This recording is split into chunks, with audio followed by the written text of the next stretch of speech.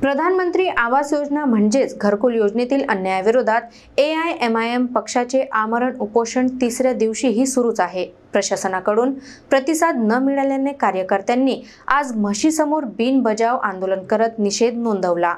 प्रधानमंत्री आवास योजनेअंतर्गत होत असलेल्या अन्यायाविरोधात बुलढाणा जिल्ह्यात AIMIM पक्षाने हाती घेतलेलं आमरण उपोषण आज तिसऱ्या दिवशीही सुरूच आहे। प्रशासनाच्या शांततेविरोधात आज कार्यकर्त्यांनी म्हशीसमोर बिनबजाव आंदोलन करत प्रतिकात्मक निषेध व्यक्त केला। या आंदोलनाचे नेतृत्व मोहम्मद मुस्तफा, आसिफ अहमद खान आणि जावेद पठाण यांनी केले असून मोठ्या संख्येने कार्यकर्त्यांनी उपोषण स्थळी उपस्थिती लावली। शेख वसीम, अब्दुल नासिर, रियाज अहमद, चांद खान, रहमत खान, मोहम्मद इलियास, उजैर खान लोधी, शेख एजाज कादरी, अयाज कुरेशी, सादिक खान, फिरोज खान, अब्दुल साजिद यासह अनेक कार्यकर्ते आंदोलनात सहभागी झाले।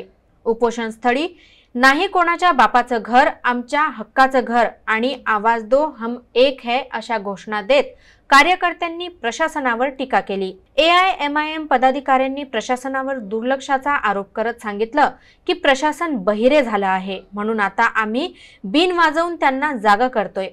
कार्यकर्त्यांचा इशारा स्पष्ट आहे, जोपर्यंत गरिबांना घरकुल योजनेचा न्याय लाभ मिळत नाही तोपर्यंत हा लढा मागे हटणार नाही। प्रशासन आता या आंदोलनाकडे कसं प्रतिसाद देतं याकडे सर्वांचं लक्ष लागलं आहे।